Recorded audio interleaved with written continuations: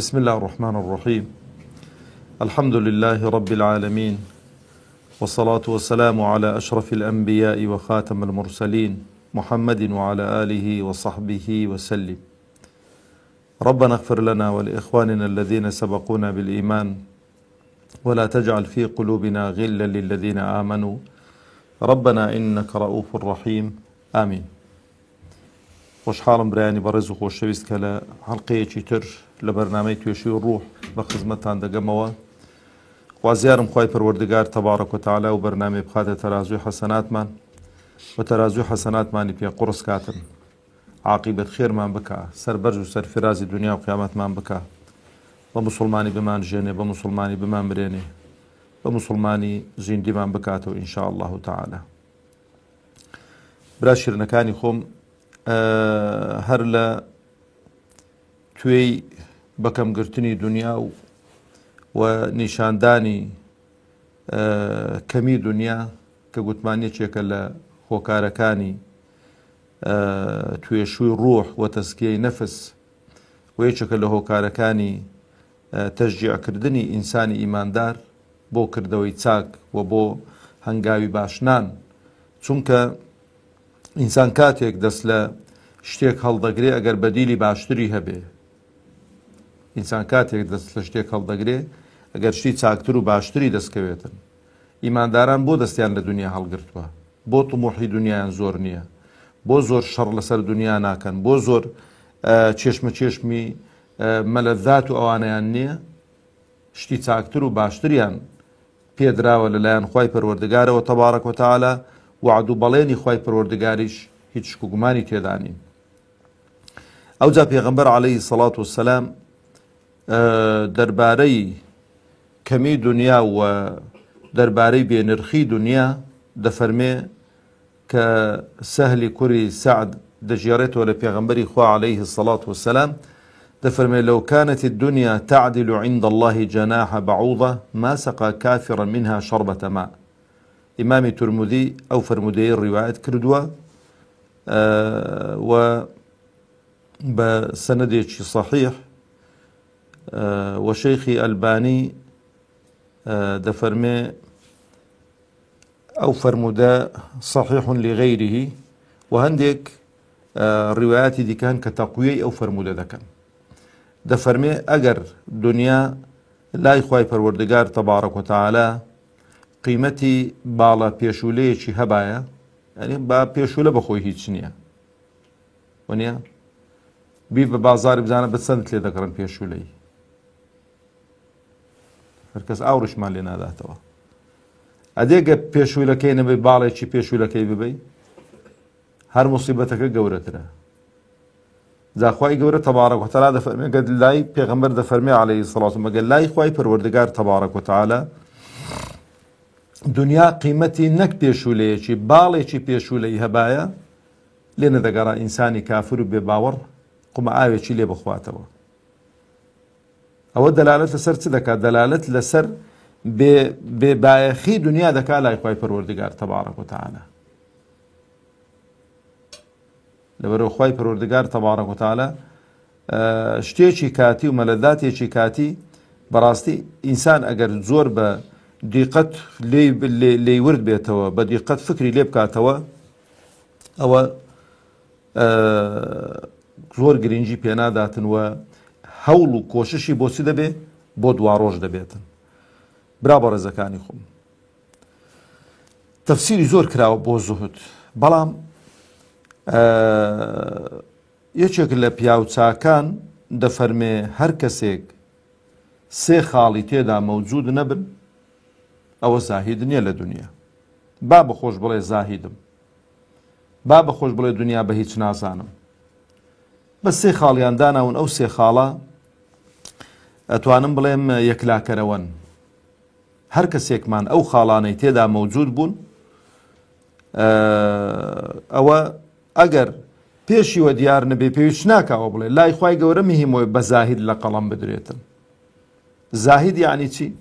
یعنی دەست هەڵگرتن لە شتێکی پڕ و پوچ، لە شتێکی بێبەها دەستگرتن بۆ شتێکی گرانبەها و شتێکی هەمیشەیی و شتێکە سود و قازانجی زیاترت پێ بگەینیتن. یەکەم خاڵیان دەفەرمێ ئەن یەکونە العەبد بما في يد الله أوثق منه بما في يد نفسه.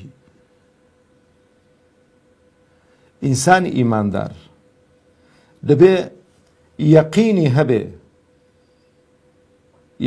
هەبێ ئەوەی کە لە لای خوای پەروەردگارە تەبارەک و تەعالا مسۆگەرترە بۆ ئەوی لەوەی کە لە دەستی خۆیدایە. سیقە و متمانەی بەوەی کە لە لای خوای پەروەردگار زۆر زۆر زۆر زۆر زۆرترە لەوەی کە ئێستانەکە هەیەی. ئەوە مهمە. ئینسانی ئیماندار دەبێت سیقە و متمانەی بەو وعد و بەڵێنانە هەبێ کە خوای پەروەردگار تەبارەک و تەعالا بە عەبد و بەندەکانی خۆی داوە. و ئەو سیقە و متمانە دروست بوو ئینسان چ دەکات؟ طموحی زیاد دەبێتن، کردەوە و عەمەل زیاد دەکاتن. تەماشەکەن سەحابەیەک لە خزمەتی پێغەمبەردا عەلەیهی سەڵات وسەلام لەیەکێک لە غەزەواتەکان وەصفی بەهەشتی بۆ دەکا کە وەصفی بەهەشتی بۆ دەکا باش بەو ڕازاییە و بەو ڕازاوەی و بەو خۆشی و خۆشگوزەرانی و نیعمەتانە و دەفەرمێ ئەی پێغەمبەری خوا عەلەیهی سەڵات وسەلام ئەو وەصفەی کە تو بۆ مەی دەکەی ئێمە لەما بەینی ئێمە و بەهەشت چییە؟ فەرمووی ئەوەیە کە ئینسان جیهادی کرد لە جیهادێدا ڕوبەڕووی دوژمن بوەستێتەوە شەهید ببێتن و پشت لە دوژمن نەکاتن. لەو حاڵەتانەدا کە پێغەمبەری خوا عەلەیهی سەڵات وسەلام ئەو قسانە دەکات چەندن کە خورمایەکی لە دەستیدا دەبن دەیان خوا دەفەرمێ بەخین یعنی ئەو کەلیمەیە بۆ چییە؟ بۆ قازانجی زۆر بەکاردێتن. دنکە خورماکەن جا دەڵێت تا منەوانە تەواو دەکەم زۆر پێدەچێتن، زۆر دەمینمەوە لێرانە. ئەها دەست هەڵگرتن لە شتێکی بێبەها و دەستگرتن بە شتێکی پڕبەها و گرانبەها. گوتمان دنیا تەشبیه کراوە بە بەفرێک لەبەر ڕۆژ دانرابێ هوردە هوردە لێی دەتەوێتەوە وەکو ئەو قوتبانەی کە ئێستانەکەەوە هاواریان لێ هەستاوە خەڵکی هوردە هوردەکە گەرما داهات ئەو قوتبانە دەتەوێنەوە و قیامەتیش وەکو جەوهەرەیەک پیشاندراوە کە لە هەر شوێنێکی دانێ بەس دەدرەوشێتەوە. دەفەرمێ خورماکانی فڕێدان و جیهادی کرداوەکو شەهید بوو. بەس لێران یەک شتێم پێم خۆشە گەلێک زار ئەو شتانە دەبێ ئینسان ئاگای لێبێ. ئایا مردن لە پێناو خوای پەروەردگاردا گەورەترە یان ژیان لە پێناو خوای پەروەردگاردا گەورەترە؟ گومانتان نەبێ ژیان لە پێناو خوای پەروەردگار گەورەترە. ئەگەر مردن گەورەتر بایە و هەدەفی ئینسانی ئیماندار هەرچی ئیماندار بێ دەبێ بڵێ بمرم لە پێناو خوادا، ئەوە پێغەمبەری خوا عەلەیهی سەڵات وسەلام لە غەزوەی بەدری کوبڕا دوعای نەدەکرد نەیدەگۆ خوایە گەر ئەو عیسابەیە لە بین بێجارێکی دیکە ناپەرستری لەسەر زەوی دەگۆ خوایە هەمانمان بۆ خۆ ببەوە، خوایە مە هاتووین هەمان وەچێ گۆتی دەستیان بە خۆدا شۆڕ دەکردن و تا دوژمن دەیکوشتن بۆی زوو بگەنە بەهەشتێ. گرنگۆ ئینسان ژیانی لە پێناو خوادا بێ کە تو ژیانت لە پێناو خوادا بوو خوای گەورە مردنێکیش بە قسمت دەکا لە پێناو خۆیدا. جا مردن لە پێناو خۆیدا شەرت نییە هەر لە بۆ ڕوبە ڕووبوونەوەی دوژمنان و لە جەنگ و جیهاد و ئەوانەدا بێ، نە، ئەوە بەشێکێتیش. بەڵام ئەو کەسەی کە ژیانی لە پێناو خوادا ئەگەر لەسەر جێگاش بمریتن هەر لە پێناو خوای گەورەدا مردووە. ئەوە زۆر گرنگە ئەو دەستەواژە ئینسان بۆ خوا بژێ کە تو بۆ خوا ژیای خوای گەورە مردنێکت بە قسمت دەکا کە بۆ خوایە. ئەو جەبرا بەڕێزەکانی خۆم ئەوە قووەتی یەقین زیاد دەکا کە ئینسان گومانی نەبێتن بەو وعد و بەڵێنانەی کە خوا پێداوی. ئەو خەڵکە بۆ چێشمە چێشمیانە لەسەر ئەو دنیای خۆشەویستانی خۆ بۆ کابرا مەسەلەن تەماشا دەکەی بە هەموو هۆکار و وەسیلەیەکی شەهوەتی خۆی تێر دەکاتن. ئەگەر نەکرد ناڵێن باوەڕی بە وعد و بەڵێنێکی لەوانەیە گومانی بە وعد و بەڵێنانە هەبێ کە خوا پێیداوە. لەبەرەوە دەڵێکا کە ئەوەی کە لە بەردەستانە بە نەیدۆڕینم نەیگۆڕمەوە بە شتێک کە هێشتا پێی نەگەیوە. بەڵام ئەوەی ئینسانی ئیماندار دەڵێن نەخێر ئەوەی کە خوای پەروەردگار بەڵێنی داوە زۆر یەقینتر و زۆر تەوسیقتر و زۆر ڕاستتر و زۆر دروستترە لەوەی کە لە بەردەستی مندا. ئەوەی من خەونە. الناس نيام إذا ماتوا استيقظوا. خەڵک لە خەوێکی غەفڵەتدایە بەڵام ئەگە مردین و خەبەر دین. لەبەرەوە دائیمەن ئاگاتان لێبێ ژیانی ڕاستەقینە لە دوای مردن دەست پێ دەکاتن. برا بە ڕێزەکانی خۆ و سیقەبوون بەخوای پەروەردگار تەبارەک وتەعالە سیقەبوون بەخوای پەروەردگار تەبارەک وتەعالە و بێئومێد بوون لەوەی کە لە دەستی خەڵکیدایە ئینسانی بەرز دەکاتەوە تەسکیەی نەفسی ئینسان دەکات چاوت لە دەستی خەڵکی نەبێ تموحت لە سەرۆت و سامانی خەڵکی نەبێ و یەقینت بێ ئەوەی کە لای خوای پەروەردگارە بۆ ئەگە لێرەش فەقیربی لێرەش هەژاربی لێرەش نەداربی لێرەش دەردەداربی ئەگەر ئینسان لێزان بێ عاقڵ بێ لەوێن دەرێ پێشی زۆر خەڵکێکی دەکەوێتەوە کە دەوڵەمەند بووە کە دەردەدار نەبووە ئەو لەوێن دەرێ فەقیر دەبێ و دەردەدار دەبێ ئەگەر بۆ خوا نەسوڵحا بێت و لێرانە لەوێن دەرێەوە پێشەوی دەکەویەوە کە بە هەمیشەی ئایا ئینسان کاتێکی کەم لە تەمەنیدا فەقیر و هەژار و دەردەدار بێ باشترە یان بە هەمیشەیی هەتایە فەقیر و هەژار و دەردەدار بێ کامەی باشترە بەخوا هەموو ئینسانێکی عاقڵ دەڕێ وەڵای کاتێکی بەرۆژ تەماشەکە خۆخوای گەورە تەبارەک وتەعالە نەیکردۆتە عادەت ئەوانەی کە ئەهلی ئیمانن بڵێ هەمووی دەبێ فەقیر و هەژار و نەدار و دەردەدار و هەمووی بەردەوام خەریکی گریان و فیغان و واوەی لابن نەوەڵڵا یعنی هەتا ئینسانی ئیمانداریش تەماشەکە یعنی زۆربەی زۆری کاتەکانمان هەر خۆشی و نیعمەت و خۆشگوزەرانی و ئەوانن بەڵام ئەگەر ئەو خۆشی خۆشگوزەرانیانش بێ بەراوردکەی بە خۆشی خۆشگوزەرانیەکانی دوا ڕۆژ ئەوە هیچ نییە وەکە گاڵتەجاڕی منداڵانە ئەو جەبرا بەڕێزەکانی خۆم یەکێک لە پیاوچاکانیان پرسی ڕەحمەتی خوای لێبێ فەرمویان ئەتۆ لە فەقیری ناترسی ئەو زۆر مهمە ئینسانی ئیماندار خۆی تەسکەی ڕوح بە چ دروست دەبێ خۆشەویستانی خۆم بەسی قەومتمانە دروست دەبێ بەخوا خەڵک بۆ تووشی گوناه و تاوان دەبێ کۆمەڵە شتێکن یەکێک لەوانە مەسەلەی ماڵە مەسەلەی فەقیریە لێیان پرسی فەرمیانە تۆ لە فەقیری ناترسی دەفەرمێ ئەنە ئەخاف الفەقر ئەمن لە فەقیریە بترسێ ومولاي وخواي من تبارك وتعالى له ما في السماوات وما في الأرض وما بينهما وما تحت الثرى أو ملك سروت سامان أو هم مشتيل أرز آسمان كانوا أو يكل جرز ويشا هميه خويتي بصلاتي خويتي وبرياني شدا وبرانديوتو قسم بذات وصفاتي خو لدار وبردي دي ئەو ڕزقەی کە خوای گەورە بۆی داناوین زیاد و کەم ناکە بەڵام نازانین چەندە کەواتە نحسن الطلب بە ئەدەبەوە داوا دەکەین هۆکار و ئەسبابی ڕزق زۆری ظاهریەکەی دنیا دەگرینە بەر کەسابەت دەکەین دوعا دەکەین حەڵاڵ دەخۆین معاملەی حەڵاڵ دەکەین خۆمان لە حەرام دەپارێزین سی قەومتمانەشمان وایە کە خوای پەروەردگار تەبارەک هەتا لە دنیادا بێ ڕزقمان دەدات ئەو جەبرا شیرنەکانی خۆم فوضەیل ڕەحمەتی خوای لێبێ فوضەیلی کوڕی عیاض دەفەرمێ ئەسڵی زوهد چییە ڕازی بوونە لە خوا تەبارەک وتەعالە ئەزانن ڕازی بوونی لە خوا یانی چێنی کابرا پندە پندێ نەکا بۆڵە بۆڵێ نەکا بۆی کە خوای گەورە بە قسمەتی کردووە دائما برا شیرنەکانی خۆم ئەگەر دەتەوێ ئەگەر دەمانەوێ ئینسان زاهید بێ خۆی نەشبهێنێ بە خەڵکی لە خۆی لە سەروتر لە ئوموری دنیا ئەوە زۆر زۆر مهمە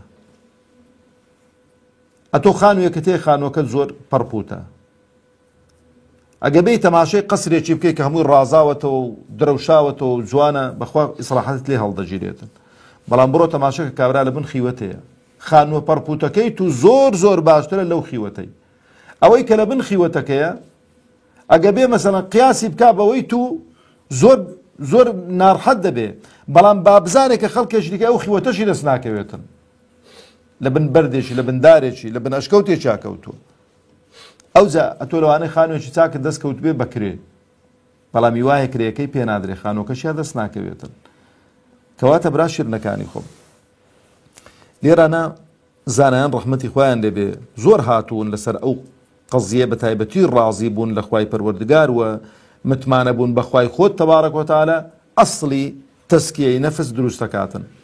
ئەو جابرا شیرنەکانی خۆم دەفەرمێ هەر کەسێک کە زاهید بێ، هەر کەسێک کە دنیا بەکەم بگرێ، بەو خوای لە هەموو خەڵک دەوڵەمەندترە لە دنیا. بۆ چکە قەناعەتەکەی بۆ دروست دەبێت. ئەو قەناعەتت کە بۆ دروست بوو، خوای گەورە تەبارەک و تەعالە بە قسمەتت تۆ کرد و پێ ڕازی.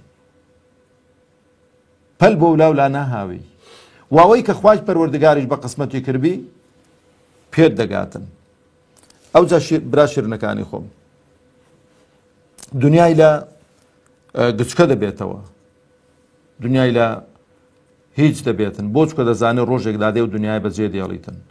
عەماری کوڕی یاسر ڕەزا و ڕەحمەتی خوای لەسەر بێ دەفەرمێ کەفا بالمەوتی واعظە، بەسە مردن ئامۆژگاریکەری ئینسان بێتن، وەکەفا بالیەقینی غینەن، و بەسە بۆی کە ئینسان یەقینی هەبێ بەو وعد و بەڵێنانەی خوای پەروەردگار کە خۆی بە دەوڵەمەندترین کەس بزانێتن،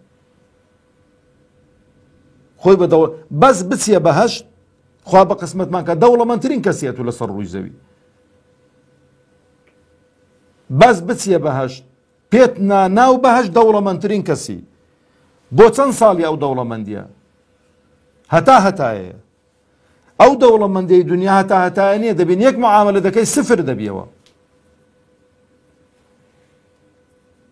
حادیسەیەکت بەسەردادێ، نەخۆشیەکت بەسەردادێ سفر دەبیەوە. بەس لەوێن دەرێ سفر بوونەوە نییە، لەوێن دەرێ بەس پێ هەڵدەچی. ئەو جا دەفەرمێەوە کەفا بالعیبادەتی شغلە، و بەسە ئینسان بەڕاستی خۆی مەشغوڵ کا بەچی بە عیبادەت و خواپەرستی. ئینسان نازانێ خوای گەورە چیە عیبادەتی لێ وەردەگریت. لەبەرەوە چاکە عیبادەت و خواپەرستیەکانمان جۆرا و جۆر بن، هەموو یەک جۆرە عیبادەت نەبێ. ئەوە هیچەوە واجباتەوە هیچ حونەری تێدا نیە، ئاگاتان لێ بێت. واجباتە گەنەکەی تێمان هەڵدەدرێتن. حونەریەکە لەوەیدایە ما زال عبدي يتقرب إلي بالفرائض نا بالنوافل. ئینسان بە سونەتەکان لە خوا نزیک دەبێتەوە، تەسکیەی نەفسی بە سونەتەکان بۆ دروست دەبێتن. لەبەرەوە ئینسان با خۆی مەشغوڵ کە بە سونەتەکان، بە تەسبیحات، بە دوعاکردن، بە زکرکردن لە دڵدا، دائیمەن طەرفەت العەینێک، وەکو لوقمانی حەکیم بە کوڕەکەی خۆی فەرمووی کوڕم زبانت پاراوکە بەوەی اللهم اغفر لي، هەر بۆ بڵێ دڵدا، هەر بڵێ اللهم اغفر لي. لە کاتێک لە سەعاتێکی تایبەتدا دەبینی ئەوەت بۆ دەستەبەر دەبێتن، خوای گەورە لێت خۆش دەبێتن. ئەو جەبرا بەڕێزەکانی خۆم، ڕازی بوون لە خوای پەروەردگار یان یەقین بوون بە وعد و بەڵێنەکانی خوای پەروەردگار ئەوەیە کە خوای پەروەردگار تەبارەک و تەعالە نێی خەڵکی ڕازیکەی بە تووڕەبوونی خوا، نێی خەڵکی ڕازیکەی بە تووڕەبوونی خوا. واتە بە هەوا و ئارەزووی هەموو خەڵکی ئەتۆ بڕۆی، ئەتۆ لەگەڵ حەقدا بە، کە لەگەڵ حەقدا بووی زەم و مەدحی خەڵکت پێوەکو یەک بێتن لەسەر حەقەکەت، زەم و مەدحی خەڵکت پێوەکو یەک بێتن. نە بە مەدحەکەی زۆر دڵخۆش بە چکە تو بۆوان ئیش ناکەی، چکە وا ئیشێکی دەکات گوێ قوڵق کردوون داخۆ خەڵک چەڵێتن، داخۆ خەڵک چۆن مەسەڵەن چەپڵەی بۆ لێ دەداتن، یان تەماشا دەکە ئیشێکی کردو داخۆ خەڵک ئەگە خەڵک زەممی کرد واز لێ ئیشە چاکەکەی دینیتن. ئەتو بۆ خەڵکی نایکەی، ئەمن بۆ خەڵکی نایکە.